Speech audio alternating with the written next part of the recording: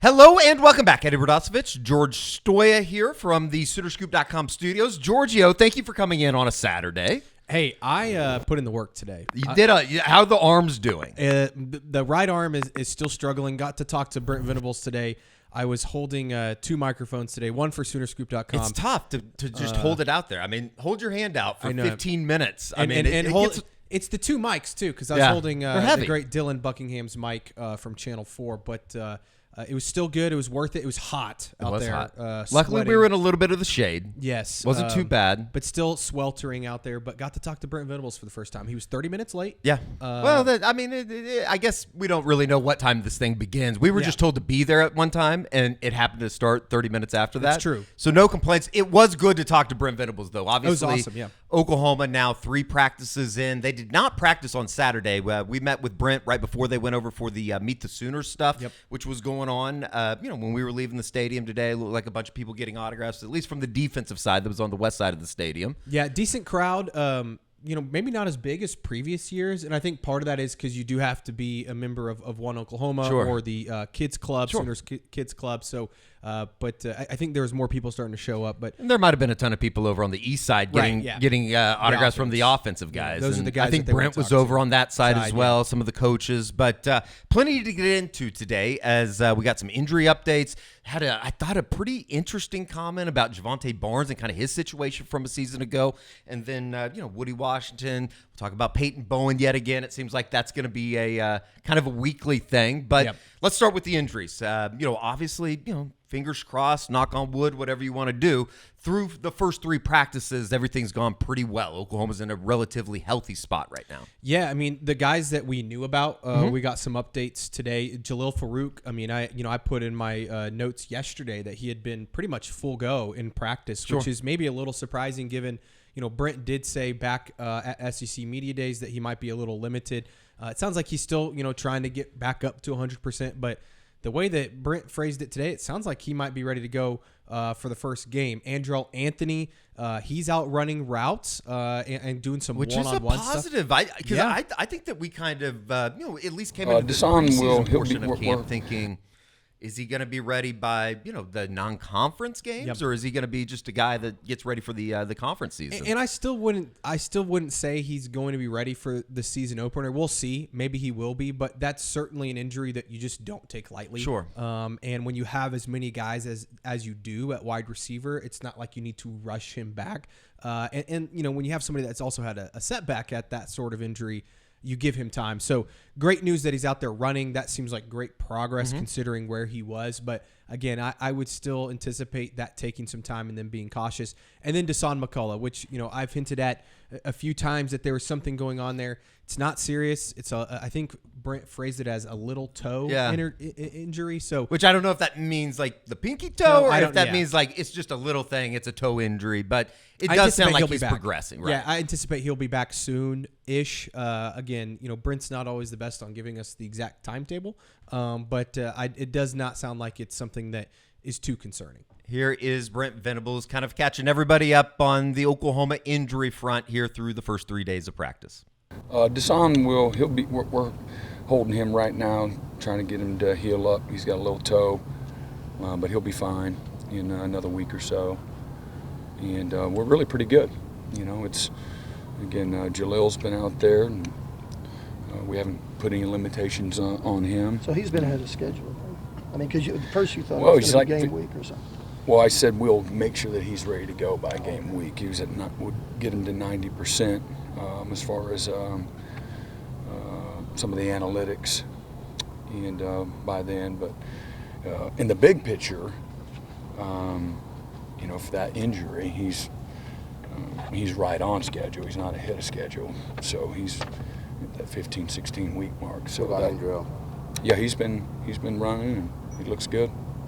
And I don't think he's full speed, but he's done one-on-ones. He's done a lot, so we'll keep progressing him as well. Obviously, there's going to be, unfortunately, there will be some injuries in between now and the season opener.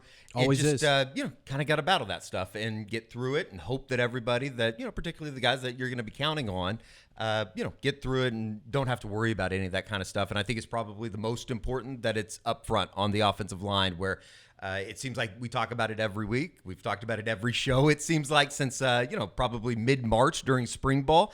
But it was something that you asked today just in terms of, the offensive line and everything coming together. I know that you also put up some notes just in terms of things on Soonerscoop.com on the Crimson Corner. Really good time to, join Soonerscoop.com if you're so interested out there in the YouTube world. 2 months, $1. That seems pretty good. Promo code OU1. For Soonerscoop.com over the next couple of months. Obviously, this is a really important month with football just beginning. Yep. In terms of offensive line, though, you asked Brent today just what he thought about that group. What was kind of your feeling? What have you heard over the first couple days of practice? There's a lot of guys in the mix. I think that's kind of the big takeaway, and that's kind of what I asked Brent. It was the first question today, just saying, hey, is every position up for grabs right now? And he said yes, basically, is what he said. You'll hear his answer here in a second, but I do think there's some guys starting to maybe separate themselves, some guys that they obviously want to win those jobs. I would start with Jacob Sexton and Jake Taylor. Those are two guys that Brent pointed out as guys that have kind of taken on leadership roles. Both guys, heading into their third season here at Oklahoma, more veteran guys that have at least been around the program, maybe haven't played as much as some of these transfers, but understand the program, understand Bill Beatenbow, what they're asking of them. So those are two guys that I would keep an eye on. Obviously, Sexton at left tackle, Jake Taylor at right tackle. And then in the middle, I think that's where it kind of gets interesting. I think Fabechi, Wee-Woo is a guy that, I think seemed like that was a big positive for him. Like Brandon was kind of lit up. You'll see here in a little bit. I think that he's a guy that if he's not starting at right guard, I'd be very surprised. Like I said, all 5 positions are kind of up for grabs, but that's a guy that I think's really stood out so far. At center, it's been kind of a mix between Branson Hickman and Josh Bates. Troy Everett's still not healthy, so he hasn't been out there as much. I know he's been kind of going through practice, but not team stuff. So it's been a mix of Hickman and Bates. And then at left guard, Heath Ozaida's been getting a good chunk of the first team reps. I think that he kind of earned that in the spring, so they're giving him the first crack at it. But there's some young guys, I think, chomping at the bit. Eddie Pierre-Louis is somebody that I've heard has made a really good impression early on. He's been mostly working at left guard.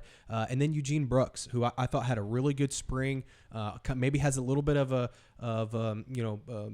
step ahead of a guy like Eddie Pierre-Louis because he was here in the spring. And then Garen Hatchett, is somebody that I think could also maybe work. I know he's been doing some right guard. He could also play some left guard. That's where he played at Washington. So a lot of guys in the mix. Brent kind of talked about that. Look, they don't have a ton of guys, but they do have, what he feels is like maybe 8 to 10 guys that could end up winning, these starting spots. It sounds like Logan Howland's had a pretty Logan good, Howland, preseason, whatever this is here during the first 3 days.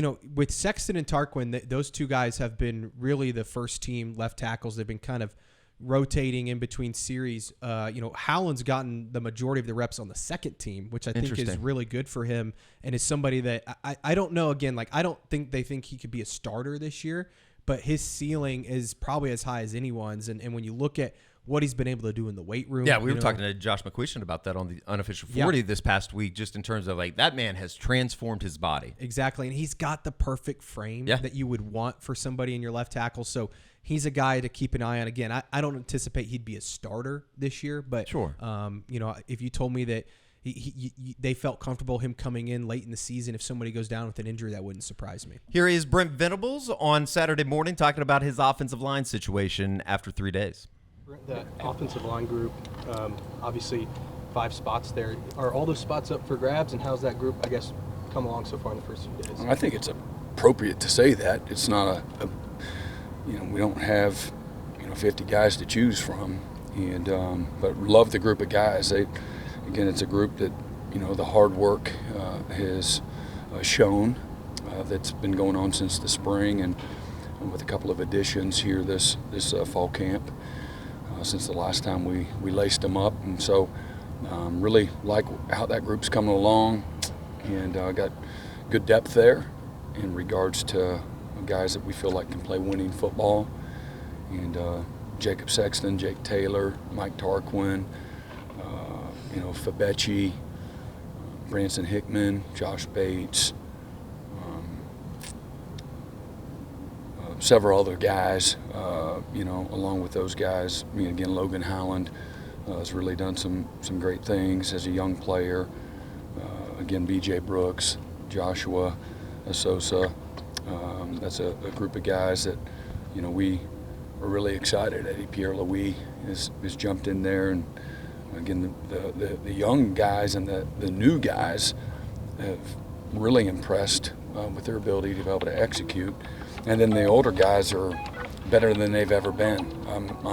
The leadership that we're getting from Sexton and Taylor both, and the improvement that they have brought to the table. And then, again, my feeling, it's the best, that Fabechi's been playing. These are coming from if these guys were standing here in front of you, they're playing their best football. He and Mike Tarquin, Spencer Brown, those guys. So Bill's done a great job, along with the rest of our guys on the offensive line, coaching them up and getting them ready. Was that your cell phone that went off? It was not my cell phone. Oh, we okay. need to turn those off, though, Yeah. before we get into media scrums. It's Saturday, though. It's a little bit unusual for everybody out there. It does seem like it's a positive right now. Who knows what that thing's going to look like here at the end of the month, obviously, when they get to the season opener. But, even a guy like a Spencer Brown, who just got mentioned there at the very, very end, it was like, oh, yeah. Kind of forgot about him, and that was somebody that we were talking about just a week ago. Look, I understand there's a lot of people out there. So, well, what's Brent going to say? Well, he's not going to be negative about his team, but if you think back to the spring, he did say the offensive line had a ways to go. That they had a lot to figure out. They had a lot of guys that they needed to play better, and a lot of guys that they needed to step up. So I think it is a positive that you're starting to hear about some of these guys that he mentioned. I think it's great news that guys like Jacob Sexton and Jake Taylor are the two first guys that he said, hey, they've stepped up and been leaders, because it's not exactly like a headliner type of situation, but that's a positive. It's better than the opposite side of saying, highlighting a bunch of freshmen or something. Or even transfers. Like, look, I understand that, a Michael Tarquin, a Garen Hatchett, Spencer Brown, these guys have played a lot of college football, and they're older than these guys, but they haven't been in the program. Like, you want guys that have been in the program, that understand the culture, that understand the way that they want to play, that know Bill Beatenbow. You want those guys to become the leaders in that room. Not that the transfers can't be leaders. I'm sure they can in their own way, but I think that to me is really what stood out, is that, okay, guys that have been in the program are starting to step up, because I think in an ideal world, they would love for, Jacob Sexton, Jake Taylor, and Heath Ozida to win those jobs, and all of a sudden you're not just relying on just portal guys. Again, not that the portal guys aren't good players. Yeah, sure. But that means that you're really developing well if those guys that have been in the program are the ones winning those position battles. So I think it was positive news to hear, again, Brent's going to express confidence in his guys. Yeah. They practiced 3 days. Right. Friday was the first time that they'd put on pads this year. Right. But I still, again, if you really listen to him and what he's saying, that to me is maybe more valuable than him just saying, oh, yeah, we're confident in that group. What would a practice report be without talking a little bit about the quarterback, Jackson Arnold? Brent Venables was asked about Jackson here through the first 3 days of camp. I know that it was some of the stuff that you had put up in some of the notes from the first 3 days of camp, a little bit of intel. Sounds like he's done pretty well. Yeah, I've heard he's been pretty sharp, and of course, he's made some mistakes. I know he's thrown maybe a couple interceptions in the first 3 practices. The one to Peyton Bowen, which has gone viral. We'll show it later. Sure. That was a Jackson Arnold throw, I'm told. So that's going to happen though. Yeah. But I again, kind of like the offensive line. He talked a lot about Jackson back in the spring and needing to mature a bit, understand his decision making. Obviously, we saw some of that poor decision making in the Alamo Bowl. It sounds like that decision-making has improved. Brent talked about that. I know that Jackson spent a good amount of his offseason focusing on that and studying film because, again, we know the arm talent's there. It's can he make the right reads, and it sounds like he's starting to do that. And, again, when you're going against this type of a defense, you're going to make mistakes here and there, Sure. and the Peyton Bones of the world are going to make incredible interceptions on you every once in a while. And it sounds like more than anything, and you're going to have a really cool Jackson Arnold story coming up. Yeah. I think what is it right before the beginning of the first season, week, yeah. right before the season opener. But maybe we look back at that Alamo Bowl and the way that thing went as not necessarily a wake up call by any means, but it was definitely a kind of a welcome to college football moment that. Everything's a little bit different, and it's probably, for anybody, it's different. But for specifically the quarterback at Oklahoma, it's a lot different. Yeah, I think Dylan Gabriel went through. We saw this before. I think it was a little bit humbling for him as somebody that, was a 5-star quarterback, won the Elite 11, all these expectations to come in and struggle like that. I think it was a little bit humbling, but I think it's also important to note Brent's talked a lot about, the guys around him need to step up. They need to be better, whether that's the offensive line, which, we're quick to forget that offensive line in the Alamo Bowl was, patchwork. I mean, it was not an ideal group. The receivers, didn't play great. Farouk obviously had a couple turnovers in that game that, you take away one of them and, OU probably wins that game. Yeah, so they're going up by 17. Exactly. So I think that when you hear Brent talk about Jackson, he's quick to mention, hey, everybody else has got to be great too. And I think that sometimes we forget that. We all believe Jackson can be great, but those other guys also have to support him, make some plays on some balls and do some things that can really help their quarterback out. Here is Brent Venables talking about QB1 Jackson Arnold on Saturday. Yeah, I think we're executing at a really high level right now. Decision making is even better than it was. The guys around him are playing better. I think the offensive line is in a much better position than where we were in the spring. We had some guys again injured or weren't here yet. I didn't mention Garen Hatchett. He's done fantastic as well as an inside guy. But and then overall, just leadership has come. I think he's a comfortable position. He's led these guys all summer and spring, and so it's a little more natural now. Shall we stay in the backfield? Because I think that, moving on from Jackson Arnold, because I do think that this was one of the more fascinating answers of the day, and particularly going back, I think everybody remembers, just kind of the weirdness that surrounded Javonte Barnes a year ago. Yeah, I wanted to ask him about that because, again, in some of the intel I put out there on Friday night was that Javonte Barnes has been somebody that I've heard has been standing out and is somebody that has been getting a lot of first-team reps. Interesting. Not that Gavin Sawchuk hasn't. Gavin Sawchuk is also getting a lot of first-team reps, but it's been primarily those two, which I find kind of fascinating because you look back at last year, obviously it was such a mysterious situation.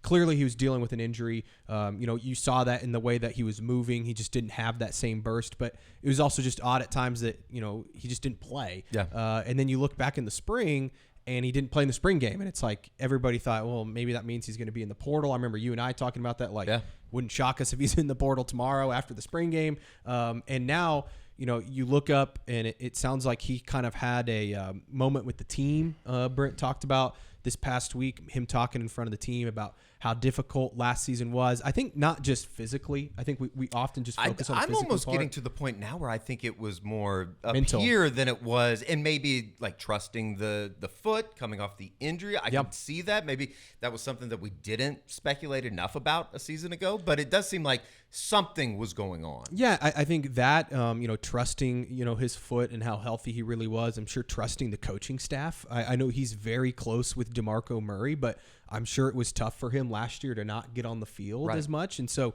I think going through all that, look, Javonte Barnes could have easily gone to the transfer portal, but he stuck it out. And I think that Brent appreciates that. And it sounds like on the field, he's really starting to look like that player that we saw as a freshman. And if he can be like that, Eddie, then heck, I'm not saying he'll start over Gavin Sawchuk, but he's certainly going to be a contributor for this team. And it's certainly going to be the guy that everybody thought he was going to be as a sophomore in that 1-2 punch with Gavin Sawchuk. On the back end of this, Brent Venables was also asked about true freshman Taylor Tatum as well. So here is Brent Venables talking about Javonte Barnes as well as Taylor Tatum.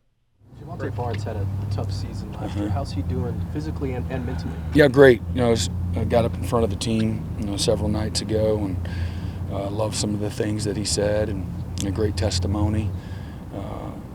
What his expectations were and the disappointment that he experienced last year, and some of it's not his fault. And again, a lot of times you just got to get out of your own head, and that's all part of making progress. And so that was good, and he had a great summer, and he's having a really good first 3 days. In many ways looks like his old self, and I don't want to jinx him, but he's done well the first 3 days. Taylor Tatum, what have been your early impressions of him this first Yeah, weekend just and probably this summer? fearless, confident, physical presence, handles tough coaching, trying to get him prepared and ready. So he's done those things well. He did a good job, obviously, over the course of the summer mentally, because it shows in his ability to get out there and execute whatever it is that we're doing. Is he a guy, and is that a position that he can miss can still give you what you want coming in, in the summer? I mean, again, that's not ideal for most guys, right. But yeah, absolutely. I wouldn't put any limits on what he's going to be able to contribute this fall, based on what we've seen, a very small sample size, right. First few days. His mental capacity, and again, his eagerness to be competitive within the framework of what we're doing on offense. George, I don't want to put words in your mouth, but just in terms of what we've heard about Taylor Tatum, it sounds like, and who knows what's going to happen with the Barnes and Sawchuk and Samuel Franklin, that whole group. But at the same time, it sounds like when you bring in the number one running back in the country, he's lived up to that billing, and maybe he is going to be too good to keep off the field. Look, he's been, from what I understand, working in with all sorts of teams. I think he's gotten a couple reps with the first team. I think he's been pretty impressive. I think they like his ability to be dynamic. Mm-hmm. I think back to, I think this Seth Luttrell offense is going to be really interesting, and I think you're going to see some 2-back sets, and I could see them maybe play Tatum in the slot a little bit. Like, I think that they could do some different things. Kevin Wilson used to do that with DeMarco Murray. Sure. And I wouldn't be shocked if you saw some of that with the Taylor Tatum, just because he's somebody that can catch the ball out of the backfield. He's very dynamic in space. You're going to want to do some different things with him, out on the perimeter. So I think that he's going to find a way to be a part of this offense. Maybe not early in the season, right? I think that obviously guys like Gavin Sawchuk and Javonte Barnes are going to get the first crack at it. I'm interested to see what is Sam Franklin's role, because obviously he was a guy that they wanted, that right. DeMarco liked.